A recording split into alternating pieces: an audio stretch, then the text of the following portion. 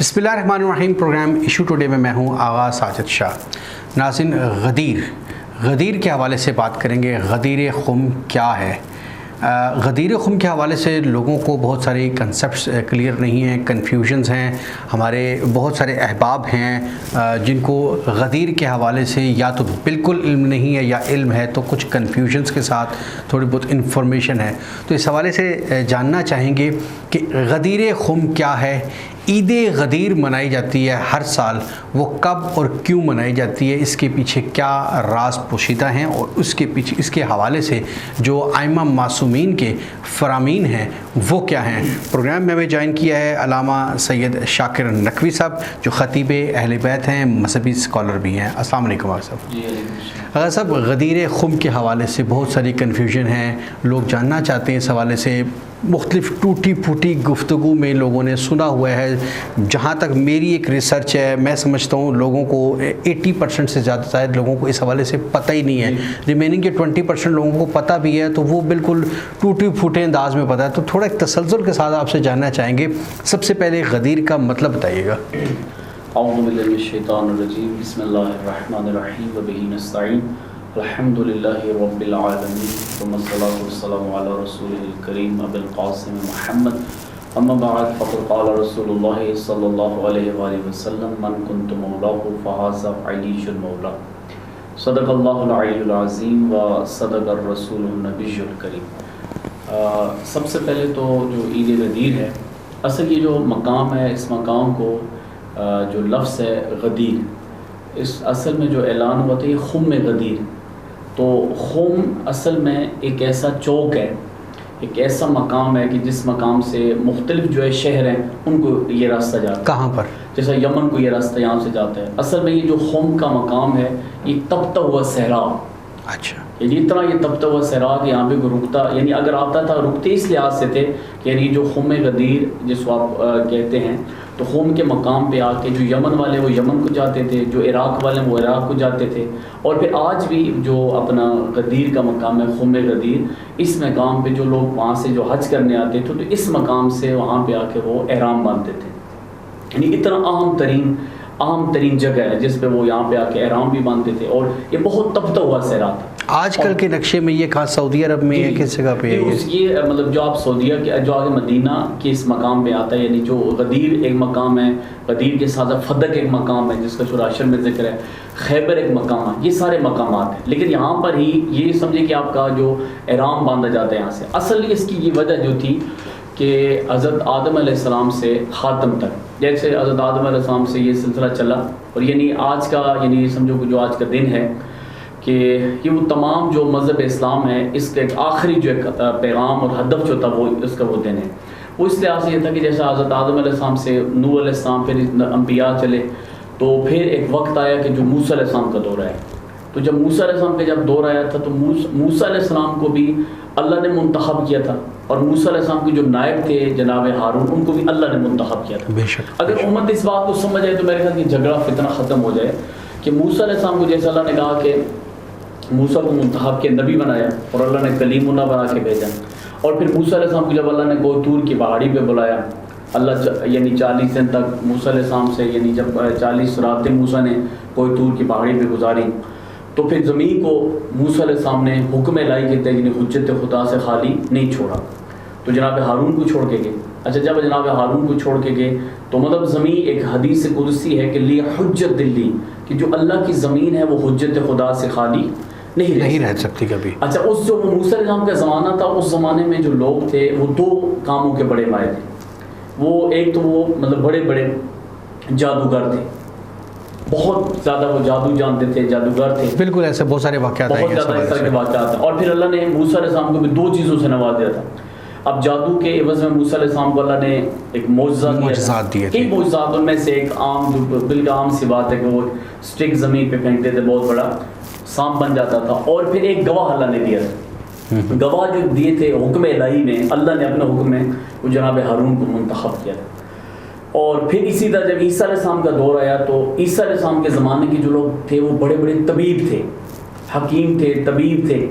तो फिर ईसा अलैहिस्सलाम को अल्लाह ने दो चीज़ों से नवाजा। یعنی کئی معجزات تھے، یعنی معجزہ اور گواہ. اب جو معجزہ عیسیٰ علیہ السلام کو اللہ نے کئی معجزات ہیں، ایک معجزہ کیا مٹی کے وہ پرندے بناتے تھے، ایسے چھوڑتے وہ اڑنا شروع کر دیتے. پھر اسی طریقے سے جو کوئی مر جاتا تھا عیسیٰ علیہ السلام اس کو جا کے کہتے قم باذن اللہ، اٹھ جا اللہ کی مرضی سے، وہ زندہ ہو جاتا تھا. اور پھر وہ جو نابینا ہوتے تھے جن کو نظر کچھ نہیں آتا تھا، تو ان کی آنکھوں پہ عیسیٰ علیہ السلام یعنی ہاتھ پھیرتے تھے تو وہ بھی حکم الہی سے ان کی بصارت کی قوت ہو جاتی تھی. اور پھر اللہ نے گواہ دی جناب یحییٰ، یعنی موسیٰ علیہ السلام کے نائب جو تھے جناب ہارون، ان کو بھی منتخب اللہ نے کیا. جو کتاب ان کو توریت بھیجی وہ بھی اللہ نے بھیجی. اچھا ایسے عیسیٰ علیہ السلام کے جب دور آیا تو عیسیٰ علیہ السلام کے جو زمانے کے لوگ جو تھے، اب اس زمانے میں بہت بڑے طبیب تھے وہ لوگ، تو اللہ نے عیسیٰ علیہ السلام کو معجزہ بھی دے دیا اور گواہ بھی دیا. اب گواہ جو جناب یحییٰ دیے وہ بھی حکم الہی سے.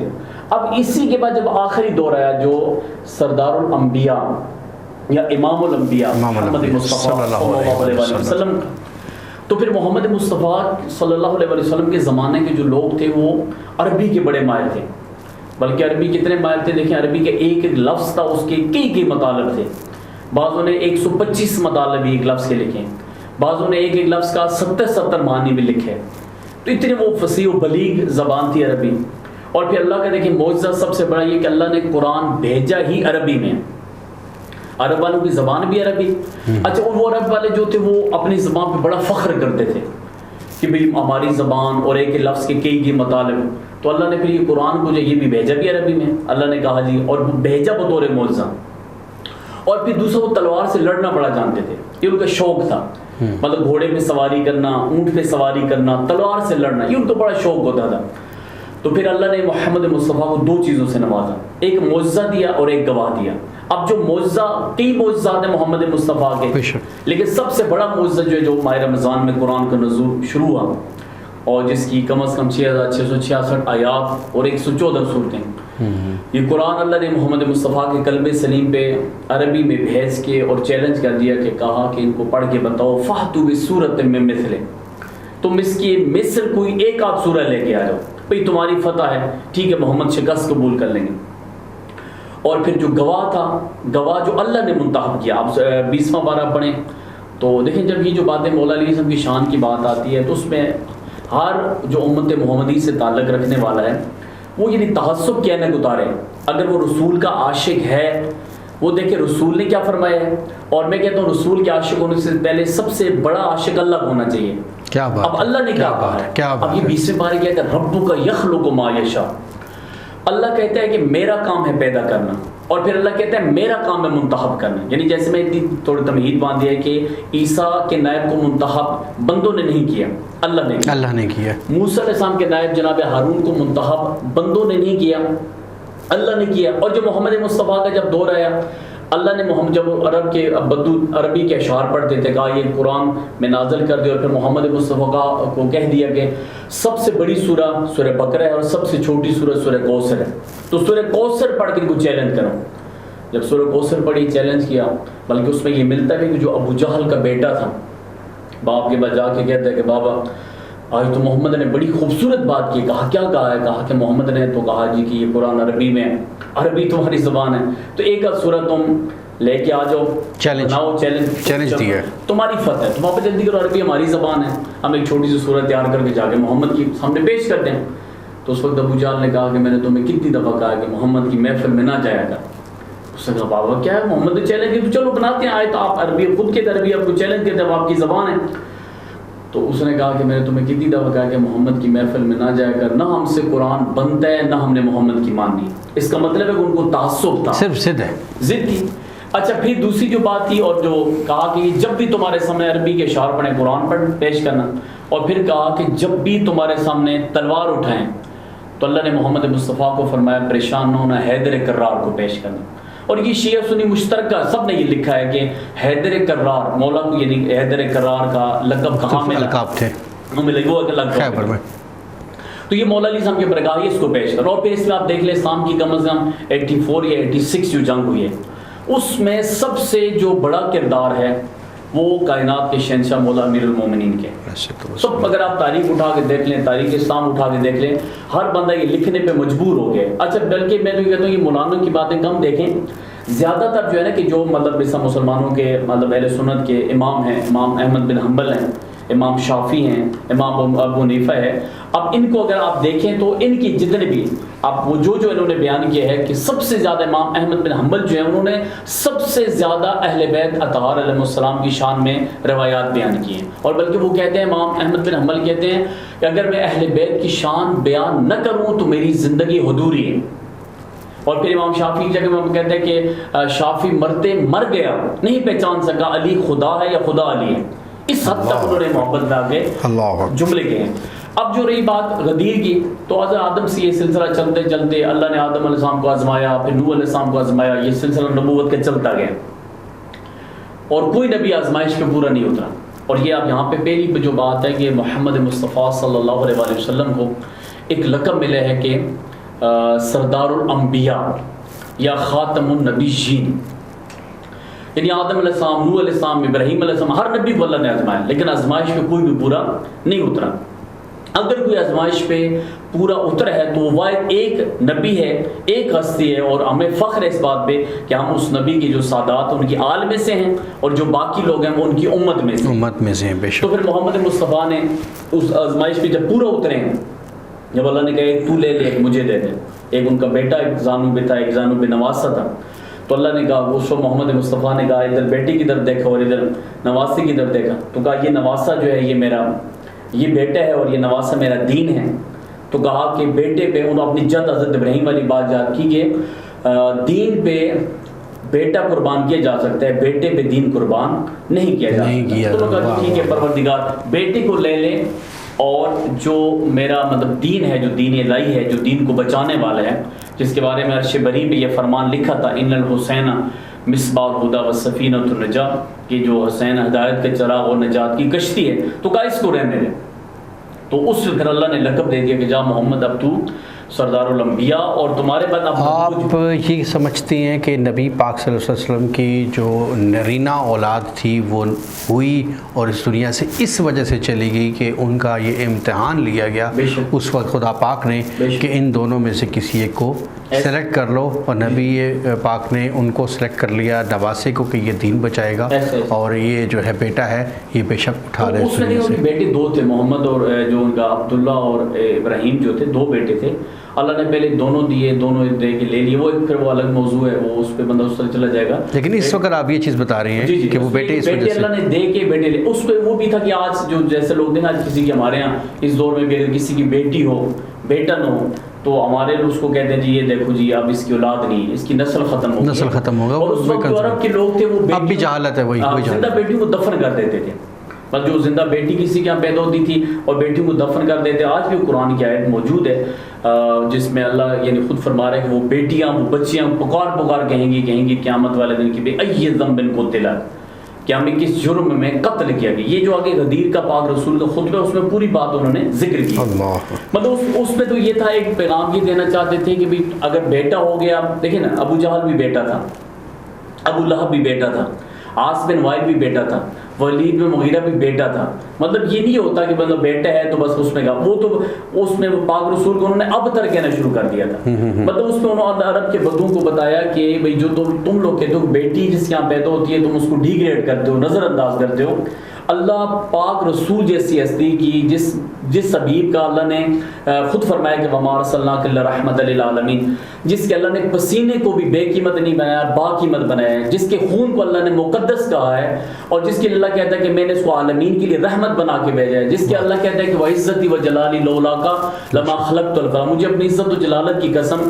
اگر محمد کی تخلیق نہ ہوتی تو میں کوئی چیز خلق ہی نہ کرتا۔ کیا بات، جس محمد کو اللہ نے شیعہ سنی مشترکہ لے کے اللہ نے سایہ نہیں بنایا ہے، اس حبیب کے لیے اللہ نے اس حبیب کی اس محمد مصطفیٰ کی نسل اللہ بیٹے سے نہیں جلا رہا، بیٹی سے جلا رہا ہے۔ اور پھر یہ جو آگے وہ بیٹی کی طرف اگر آپ چلے جائیں تو آپ یہ جو قربان، پھر اللہ نے دیکھیں جو کہا کہ انا اعطیناک الکوثر، جب عاص بن وائل نے کہا کہ یہ ابتر ہے، یہ بے اولاد ہے، تانا دیا، تو اس وقت پھر اللہ نے فرمایا انا اعطیناک الکوثر، ہم نے آپ کو کوثر عطا کیا۔ اب شیعہ سنی مشترکہ لے کے کوثر سے مراد جناب سیدہ ہیں، جناب سیدہ فاطمہ تو اچھا جب کوثر عطا کی پھر اللہ کہتے ہیں میں نے تمہیں کوثر دے دیا، اب تو تمہارا کیا حق بنتا ہے، فصلی لربک، فا کا مطلب پس ہوتا ہے جزائیہ ہے، جلدی کے معنی میں، فصلی پس آپ نماز پڑھیں، اور پھر کہا صرف نماز نہ پڑھے ونحر، اور آپ قربانی بھی دیں. اس میں یہ لکھا گیا کہ دیکھیں محمد مصطفیٰ نے اللہ نے کوثر عطا کی، جناب سیدہ عطا کی، اور اس قدر محمد مصطفیٰ نے عبادت کی ہے، اتنی عبادت کی ہے کہ اللہ آخر سورہ مزمل میں اللہ نے کسی نبی کو نہیں کہا اپنی عبادت میں کمی کر.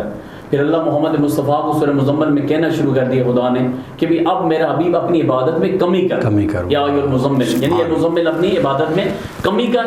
اور پھر کہا کہ پھر سے یہ آپ نے تو ایک عبادت کر، تو محمد اتنی نماز پڑھی، اتنی عبادت کیا، کہ اب اللہ کہتا ہے کہ عبادت میں کمی کر. اور پھر کہا صرف عبادت نہیں، کہا ونحر اور قربانی بھی کر. کہ یہ ایسی بیٹی عطا کی، اس بیٹی کے عوض میں قربانی. پھر اس میں یہ روایات ملتی ہیں کہ جب پاک رسول اللہ نے جناب سیدہ فاطمہ الزہرا سلام علیہا جب بیٹی عطا کی، تو اس بیٹی کے عوض میں انہوں نے صحرا میں جا کے 2-3 روایت، ایک روایت میں کہ 10 اونٹ، اور ایک روایت میں ہے 30 اونٹ، اور ایک روایت میں ہے کہ 40 اونٹ جا کے اللہ کے حبیب نے جا کے ذبح کیے.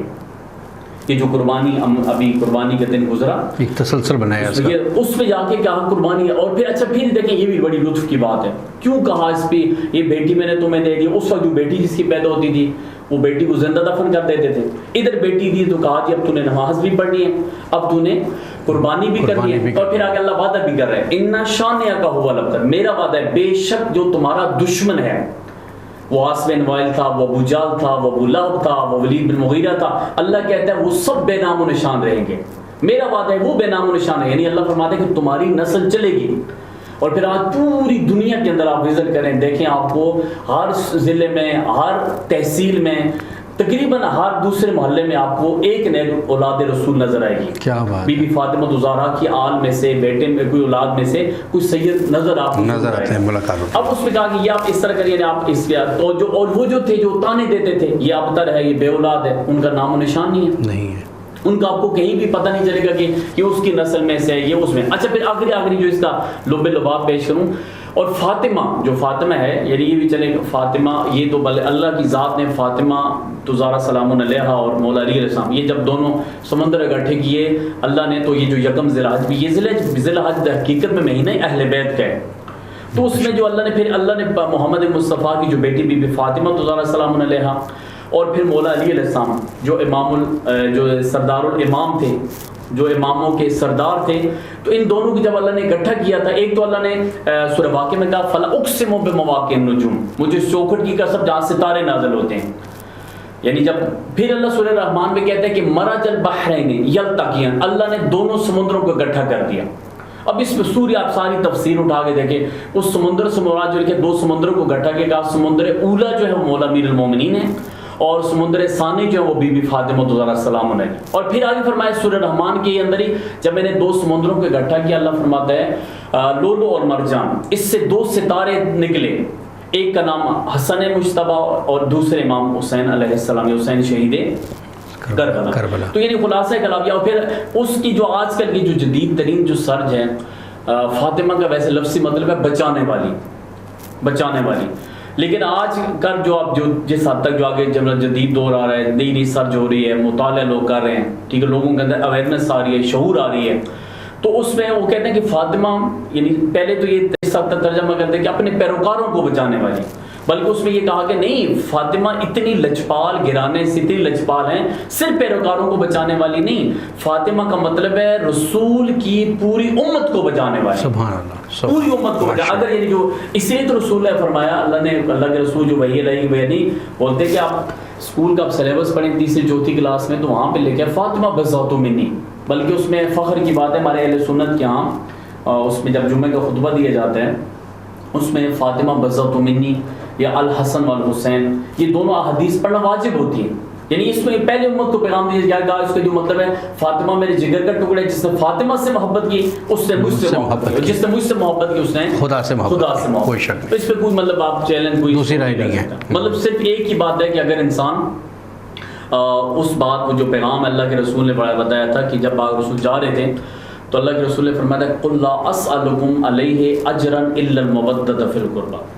جب جا رہے تھے تو کہا میں نے مکہ میں تبلیغ کی، میں نے مدینہ میں تبلیغ کی، مکہ میں اتنا عرصہ تبلیغ کی، مدینہ میں اتنا عرصہ تبلیغ کی، لوگ مجھے پتھر مارتے تھے، لوگ میرے اوپر کوڑا کرکٹ پھینکتے تھے، میں سجدہ کرتا تھا، لوگ اوپر اوجری رکھ لیتے تھے، لوگ مجھے گالی دیتے تھے، لوگ مجھے مجنون کہتے تھے، لوگ مجھے شاعر کہتے تھے، لوگ یعنی جس حد تک ہوتا تھا لوگ میرا مذاق اڑاتے تھے, تمسخر کرتے تھے. اتنا کچھ میں نے کر کے, میں نے تبلیغ لائی کر کے میں نے اس ایک پیغام, ایک پلیٹ فارم تک آپ کو لے کے آیا ہوں. لیکن اینڈ جو کہ اللہ کے رسول قرآن کہتے ہیں قُلْ لَا أَسْأَلُكُمْ عَلَيْهِ أَجْرًا إِلَّا الْمَوَدَّةَ, اب میں تم سے کسی چیز کا اجر نہیں چاہتا. مکہ تبلیغ کی, مدینہ میں تبلیغ کی نہیں اجر مانگتا تم سے. کبھی میں مکہ کی تبلیغ کا مجھے اجر دو, مدینہ کی تبلیغ کا اجر دو. پھر اللہ فرماتا ہے, اللہ کے رسول فرماتا ہے الا المودۃ, مگر میں مانگتا ہوں. وہ کیا مانگتا ہوں؟ الا المودۃ فی القربى, میرے جو اقربا ہیں تم ان کے ساتھ مودت اختیار کرو, یعنی تو ان کے ساتھ مودت اختیار کرو, تم ان کے ساتھ محبت اختیار کرو. اور پھر جو کہا ان کے ساتھ مودت اختیار کرتے آگے خود بتاتے ہیں کہ جو ان کے ساتھ مودت اور محبت اختیار کرے گا, کہ من مات علی حب آل محمد مات شہیدہ, کہ جو بھی میری آل کے ساتھ محبت میں مرے گا, میرا وعدہ ہے وہ مرے گا نہیں, وہ شہید کہلائے گا. اور پھر اس کے بعد اس حد تک آگے جو مولا علیہ السلام کے شان میں جو شیعہ سنی مشترکہ جو احادیث ہیں کہ کہا کہ حب علی یاکل الذنوب, کہ کما تاکل النار الخطب, کہ مولا علی کی محبت گناہوں کو ایسے کھا جاتی ہے جس طرح آگ خشک لکڑی کو کھا جاتی ہے. اور پھر یہ بھی, یہ ایک اپنے اہل سنت کے جید عالم دین تحفہ اثنا عشری میں لکھتے ہیں, جس میں پاک رسول فرماتے ہیں کہ 3 چیزوں کی طرف دیکھنا عبادت ہے. جس میں کہا گیا کہ اللہ کے رسول کون کون سی 3 چیز, کہا سب سے پہلے خانہ کعبہ کی طرف دیکھنا ہے عبادت. اور پھر کہا اچھا خانہ کعبہ, پھر کہا دوسری کون سی چیز, پھر کہا خانہ کعبہ کے بعد آپ جو قرآن کی صدریں ہیں, قرآن کی جو لائنیں آپ ان پہ دیکھو تو بھی عبادت ہے. کہا اچھا, کہا اس کے بعد مولا علی علیہ السلام کے چہرے کی طرف دیکھنا عبادت. یعنی یہ تحفہ اثنا عشری جو اہل سنت کے شاہ محدث دہلوی بہت بڑے عالم دین گزرے. اور پھر ان سے جب پوچھا گیا کہ بھئی ان 3 چیزوں کی طرف دیکھنا عبادت ہے اور باقیوں کی طرف عبادت کیوں نہیں ہے, کہا کہ اللہ کے رسول فرماتے ہیں جو اللہ کے رسول وحی الہی کے بغیر بات نہیں کرتے, باقی چیزوں پہ اللہ کا نور نہیں برستا, ان 3 چیزوں پہ اللہ کا نور برستا ہے. اور پھر وہ کہتے ہیں جب کعبہ پہ نور برسا تھا تو کعبہ عام کعبہ نہیں رہا تھا, کعبہ بیت اللہ بن گیا. اور پھر فرماتے ہیں کہ جب قرآن کی سطروں پہ جب اللہ کا نور برسا ہے تو قرآن عام کتاب نہیں رہی ہے, قرآن جو ہے کتاب اللہ بن گئی, یعنی اللہ کی کتاب. ماشاءاللہ اس خوبصورت انداز سے جب نور برسا تو کہا مولا امیر المومنین کا چہرہ عام چہرہ نہیں رہا, وجہ اللہ بن گیا. کیا بات ہے. اور پھر اسی کے ذہن میں کہا گیا کہ النظر الی وجہ علی بن ابی طالب, کہ جو بندہ بھی میرے بھائی علی کے چہرے کی طرف دیکھے گا وہ دیکھنا بھی عبادت ہے. پھر رسول خود فرماتے ہیں کہ زینوا مجالسکم بذکر علی ابن ابی طالب, اپنی مجالس کو, اپنی محافل کو زینت دو میرے بھائی علی کا ذکر کر کے. اور پھر اس میں لوگوں نے سوال بھی کیا, بندہ چہرہ نہ دیکھ سکے تو کہا ذکر علی ہے عبادت, تم علی کا ذکر کرو تو بھی عبادت ہے.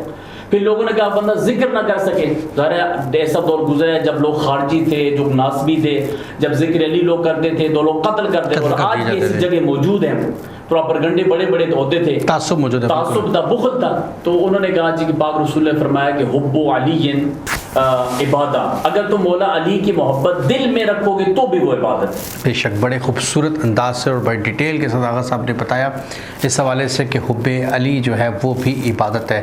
لیکن حب علی ہے کیا؟ اب دیکھنا یہ ہے کہ کیا صرف حب علی کا نعرہ لگا دینے سے کیا ہم محب بن جائیں گے؟ حب علی کے لیے ہمیں عملی طور پہ کیا اقدامات کرنے ہوں گے, اس چیز پہ غور کرنا ہے. جیسے نبی پاک صلی اللہ علیہ وآلہ وسلم نے فرمایا کہ میری امت جنتی ہے, جنت میں جائے گی, لیکن بے تحاشا احادیث موجود ہیں کہ ایسا شخص جو ناپ تول میں کمی کرے, جو حقوق العباد کو کھا جائے یا خدا نخواستہ شرک کرے, ہے میرا امتی لیکن وہ میری امت کا حصہ نہیں ہے, یعنی اس کو اپنی امت سے نکال دیا. تو ہمیں ان چیزوں کو بھی دیکھنا ہوگا. خالی زبان سے کلمہ پڑھ لینا یا ایک جیسے گاڈ گفٹڈ چیز ہے, انہیریٹنس میں ایک مسلمان گھرانے میں, ایک سادات گھرانے میں پیدا ہو جانا, اس کا یہ مطلب ہرگز نہیں ہے کہ اب ہم ہر چیز سے بری و ذمہ ہیں, اب ہم جو چاہیں کریں. ہمارا اس میں کوئی کمال نہیں ہے, ہمارا کمال یقیناً ہمارے کردار کا ہے. ہمیں محبان اہل بیت, محب رسول, محب خدا بن کے دکھانا ہے, اور اس کے لیے جو شرائط کنڈیشنز خدا تعالیٰ نے نبی پاک صلی اللہ علیہ وسلم نے بتائی ہیں ہمیں ان پر عمل پیرا ہونا ہے. شاید ہماری بخشش ممکن ہو سکے, ورنہ مسلمان گھرانے میں پیدا ہو جانا یہ اس بات کی گارنٹی نہیں ہے کہ اب ہم بخشے ہوئے ہیں. اگر سب واپس آؤں گا, کوشش کروں گا, ٹائم ہمارے پاس آخری 5 منٹ ہے, اس میں غدیر کی طرف واپس آؤں گا. غدیر کے حوالے سے تھوڑا سا مزید بتائیے گا. اب جو اس کا جو خلاصہ پر یہ ہوا کہ جو اتنی لمبی تمہید باندھی ہے کہ جو مطلب آدم سے یہ سلسلہ چلا اور اب جب غدیر تک پہنچے تو اب اللہ نے 2 مقام پہ, اللہ نے کہیں بھی محمد مصطفیٰ سے جب بھی بات کی ہے تو اللہ نے بڑی محبت سے بات کی ہے. عزت کی قسمیں کھائیں، جلالت کی قسمیں کھائیں، چہرے کی قسمیں کھائیں، زلفوں کی قسمیں کھائیں. لیکن 2 مقام ایسے ہیں، وقت کی کمی ہے، کہ 2 مقامات ایسے ہیں کہ جن میں اللہ نے محمد مصطفیٰ اور حضرت انسان سے اللہ سخت لہجے میں گفتگو کرتے ہیں. وہ ایک مقام جو ہے کہ اللہ سختی سے انسان سے بات کرتا ہے، وہ پھر انشاءاللہ موقع ملے گا، جیسے بھی آپ فرما رہے تھے کہ مطلب صرف ہمیں یہ نہیں کہ میں مسلمان گھرانے میں پیدا ہو گیا، میں شیعہ گھرانے میں پیدا ہو گیا، یا پھر میں مجلس میں جاتا ہوں تو علی علی کر کے ہم نے سوچ لیا بس ہم بخشے، بس کافی ہے. وہ اس پہ اللہ کی عرض کروں گا اللہ انسان کو کس طرح محبت بھی کرتا ہے اور پھر اللہ کیسے پیش آتا ہے، دوسرے سختی سے بلاتا ہے. اور دوسری مقام پہ اللہ نے محمد مصطفیٰ کو یعنی غدیر کے مقام پہ اللہ نے کہا کہ یا ایھا الرسول بلغ ما انزل الیک، اے رسول جو تو نے مکہ میں تبلیغ کی ہے، مدینہ میں تبلیغ کی ہے، جو تو نے تبلیغ کی ہے، آج اگر یہ پیغام نہیں پہنچائے گا تو میں اللہ یہ سمجھوں گا کہ تو نے رسالت کا کوئی کام کیا ہی نہیں. یعنی یہاں پہ اللہ نے محمد مصطفیٰ کو وارننگ کی تھی، یعنی یا ایھا الرسول بلغ ما، یہ سورہ مائدہ کی آیت ہے کہ آج یہ پیغام پہنچا. اور پھر انہوں نے اسی وجہ سے جو میں پہلے عرض کر رہا تھا، جو غدیر کا مقام ہے، جو مین جو غدیر ہے، خم غدیر، اصل میں جو عید غدیر ہے، یہ خم میں پہلے عرض کر چکا ہوں کہ خم جو ہے ایک چوک ہے، ایک جو چوک ہے جس کو تپتا ہوا صحرا کہتے ہیں، جس میں مختلف جگہوں کو یہ راستہ جاتا ہے. اور پھر آج بھی وہاں سے لوگ آ کے وہ اس کو میقات کہتے ہیں، وہاں سے وہ احرام باندھ کے وہ آگے جاتے ہیں. اب اس مقام پہ آ کے سب نے منتشر ہونا تھا. اب اس مقام پہ اللہ نے آیت بھیجی، اور اس مقام پہ اللہ نے آیت اس لیے بھیجی تھی کہ بھئی جو یہاں سے عراق جا رہا ہے، جو یہاں سے یمن جا رہا ہے، جو یہاں سے جس مقام کو جا رہا ہے، کیونکہ سب کے راستے الگ ہوتے ہیں، وہ یہاں سے یہ محمد کا پیغام پہنچائے جو پیغام میں دینا چاہتا ہوں. پھر وہ پیغام کیا تھا، پھر وہ اسی طرح وہاں پہ انہوں نے ایک ممبر بنایا، اس کے اوپر مولا امیر المومنین کو بلایا، پھر بلا کے پھر انہوں نے ان کو امامہ پہنایا، پھر اب نے اپنے ابا اتار کے پہنائی، کباب بنائی، اور پھر ان کا بازو پکڑ کے پوری امت کے سامنے کا فرمایا کہ من کنت مولا فہذا علی مولا. اچھا اس میں پھر یا تھوڑا سا یہ کہ اہل سنت کی جو بخاری شریف اس میں وہ بھی اس بات کے قائل ہیں، وہ کہتے ہیں کہ من کنت مولا علی مولا، یہ کہا کہ من کو جس کا میں مولا اس کا علی مولا. لیکن ہم اس میں یہ تھوڑی علمی بات ہے، ہم اس میں کہتے ہیں کہ اس میں جو ہمارے یہ ملتا ہے کہ بھئی اس میں یہ کہا گیا من کنت مولا فہذا، ہذا اصل میں اشارہ ہے. اگر وہاں پہ وہ کہتے ہیں من کنت مولا علی مولا، جس کا میں مولا اس کا علی مولا، تو پھر اس میں کتنے جو لوگ موجود تھے، کافی تعداد میں مجمع تھا، تو اس میں ظاہر جس کے بیٹے کا نام علی ہوتا وہ کہتا جی کہ میرا بیٹا بن گیا. لیکن اس لیے انہوں نے وہاں پہ اشارہ کیا تھا یہ علی اور علی نہیں، ہذا علی مولا. تو جب اس میں کہا کہ یہ میرے بعد یہ علی مولا، اور پھر اس کے اندر یہ ملتا ہے کہ اس مقام پہ یہ شیعہ سنی مشترکہ لکھا گیا ہے کہ پاک رسول صلی اللہ علیہ وآلہ وسلم نے کہا کہ خیمے لگاؤ، وہاں پہ خیمے نصب کیے گئے، اور پھر مولا علی علیہ السلام کو ایک مقام پہ بٹھایا گیا، اور اس میں جو مختلف جو صحابہ کرام پاک رسول صلی اللہ علیہ وآلہ وسلم کی صف میں موجود تھے، اور اس میں یہ لکھا گیا ہے کہ ہر صحابی کو اللہ کے رسول نے حکم دیا تم جاؤ جا کے علی کو مبارکباد دو. سب نے جا کے باری باری مولا علی علیہ السلام کو مبارکباد دی. اچھا پھر یہاں پہ بات ختم نہیں ہوئی، جب غدیر پہ اعلان ہو گیا، خم پہلے عرض کر چکا ہوں کہ خم ایک چوک ہے، تپتا ہوا صحرا، اور یہاں سے مختلف جگہوں کو راستے جاتے ہیں. اب جب اعلان ہو گیا تو پھر اللہ نے پھر آیت بھیجی، پھر وہی آ گئی الیوم اکملت، اللہ کہتا آج دین مکمل ہو گیا. اور پھر کہا تمام دنیا، آج نعمتیں بھی تمام ہوں گی، دین مکمل ہے اور نعمتیں تمام ہو گئی. اب جب کہا دین مکمل نعمتیں تمام، تو یعنی اس کا مطلب ہے جو آدم علیہ السلام سے لے کے خاتم تک، یعنی اللہ نے وہ پہلے کتنے مذاہب آئے اور پھر اس کے بعد کتنے نبی گزر کے چلے گئے، ان تمام کا جو آج خلاصہ تھا، اللہ نے سارے مذاہب میں سے جو مذہب اسلام ہے اس کے بارے میں کہا ان الدین عند اللہ الاسلام، اللہ کے نزدیک سب سے جو پسندیدہ مذہب ہے وہ مذہب اسلام. اگر سب یہ جو غدیر کا واقعہ ہوا، جب یہ اعلان کیا گیا، وصال نبی پاک صلی اللہ علیہ وسلم کتنا عرصہ پہلے ہوا؟ یہ یعنی اسی سال، یعنی جو پاک رسول صلی اللہ علیہ وسلم، یعنی یہ سمجھے کہ 18 ذی الحج کو عید غدیر کا اعلان ہوا. عید غدیر پہ مولا علیہ السلام کو اپنا نائب مقرر کیا، اور 28 صفر کو 2 ماہ کے بعد پاک رسول صلی اللہ علیہ وسلم جو تھے وہ دنیا سے ان کا مطلب انتقال ہو گیا، وہ دنیا سے مطلب چلے گئے. اور پھر اس میں یہ جابر بن عیان اور امام ابو حنیفہ کا باس مباحثہ ہوا بھی تھا اس بات پہ کہ اصل صورت تقاصر اٹھا کے دیکھ لیں. اور پھر جب وہ جابر بن عیان نے اور امام ابو حنیفہ کا باس مباحثہ ہوا، لیکن جب امام ابو حنیفہ خود کہتے ہیں کہ قسم خدا میں 2 سال امام جعفر صادق علیہ السلام کے قدموں میں نہ رہتا میں ہلاک ہو جاتا. یعنی یہ سب جابر بن عیان اور امام ابو حنیفہ دونوں کلاس فیلو تھے. انہوں نے کہا کہ یہ نعمت سے کیا مراد ہے؟ انہوں نے کہا فلاں نعمت فلاں نعمت. انہوں نے کہا عجیب ہے یار کہ تو میزبان ہو اور فلاں کوئی دوسرا مہمان ہو تو اس کو کھلا کے تو کہ میں تمہیں یہ نعمت کھلائی ہے. نعمت سے مراد حقیقت میں وہ 14 معصومین علیہ السلام کی ولایت ہے. اور سورہ تکاثر کے اندر اللہ نے جس میں کہا حل حاکم التکاثر حتی زرتم المقابر، حتیٰ کہ اللہ کہتا ہے وہ جو لوگ کہتے تھے قبروں میں سوال نہیں ہوگا، پوچھ گچھ نہیں ہوگی، اللہ کہتا ہے حتیٰ کہ وہ قبروں میں چلے گئے جو تکبر کرتے تھے، فخر کرتے تھے. اس کی آخری آیت میں یہ کہا کہ ثم لتسألن عن النعیم، کہا کہ تم سے بہت بڑا سوال ہوگا، یعنی قیامت والے تمہارے اوپر بہت بڑا سوال کیا جائے گا. اور لوگوں نے کہا کیا سوال ہوگا؟ کہا یہ کس چیز کا، یعنی عن النعیم، بڑی نعمت کا سوال ہوگا. اس میں بھی لوگوں نے کہا جس نعمت سے مراد یہ ہے، جس نعمت سے مراد یہ ہے، لیکن اس میں جو حضرت امام جعفر صادق علیہ السلام ہیں وہ حضرت محمد مصطفیٰ صلی اللہ علیہ وسلم کا حوالہ دے کے فرماتے ہیں کہ سب سے بڑی جو نعمت ہے وہ مولا علی علیہ السلام کی ولایت ہے. مطلب آج یہ ہے کہ جو بتایا گیا کہ جو کلمہ توحید ہے، کلمہ رسالت ہے، یہ تب مکمل ہو گیا جیسے اللہ رسول کو فرمایا کہ یا ایھا الرسول بلغ ما انزل الیک من ربک، کہ اے رسول تمہاری رسالت تب قابل قبول ہوگی جب تو یہ پیغام پہنچائے گا.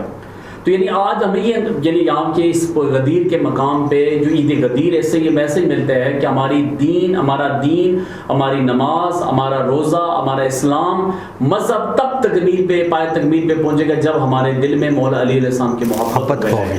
بہت شکریہ علامہ صاحب، بڑی تفصیل کے ساتھ آپ نے اس حوالے سے کری ہے. اس پہ جتنے بھی پروگرامز رکھے یقیناً کم ہے، بہت ڈیٹیل ٹاپک ہے، لیکن ایک چیز آج کلیئر ہوئی ہے کہ آدم سے لے کے خاتم تک جتنے نبی گزرے ہیں انہوں نے اپنی ذمہ داری ادا کی ہے، لیکن جو امتحان اللہ پاک نے نبی پاک صلی اللہ علیہ وسلم سے لیا اور اس کے بعد یہ واقعہ کربلا کا ایک سلسلہ ہوا، یہ بھی ایک لمبی ڈسکشن ہے.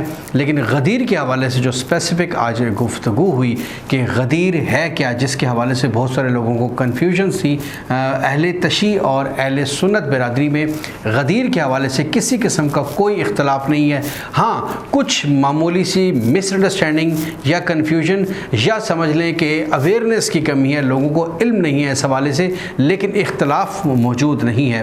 تو میں اس حوالے سے تمام علماء دین سے، چاہے وہ کسی بھی فقہ سے ہوں، ان سے یہ درخواست بھی کروں گا کہ اس حوالے سے یہ جو دین کی بیسک چیزیں ہیں، بنیادی چیزیں ہیں، اس کا ذکر خدارہ اپنی ذمہ داری سمجھ کر بار بار ذکر جمعوں کے خطبوں میں اور عیدین کے خطبوں میں اور دیگر دروس اور دیگر محافل میں ضرور کیا کریں. یہ ہماری ذمہ داری ہے، یہ ہم پر قرض ہے، تاکہ لوگوں تک، آنے والی نسلوں تک یہ چیز ریپیٹیشن کی بات نہیں ہوتی کہ ہم ریپیٹ کر رہے ہیں، یہ چیزیں لوگوں کو پہلے سے پتہ ہے، ہم دوبارہ بتائیں گے تو کہ خدا نخواستہ کوئی بور ٹاپک ہے، ایسی بات نہیں ہے. لیکن آنے والی نسلوں کو، چھوٹے چھوٹے بچوں کو جب ہم یہ بار بار بتائیں گے تو ایسے ہی میسج آگے بڑھتا ہے اور سلسلے آگے بڑھتے ہیں. اسی پیغام کے ساتھ آج تک کا وقت پروگرام کا ختم ہوا. اگلے پروگرام میں پھر ملاقات ہوگی. اجازت دیجیے. اللہ حافظ.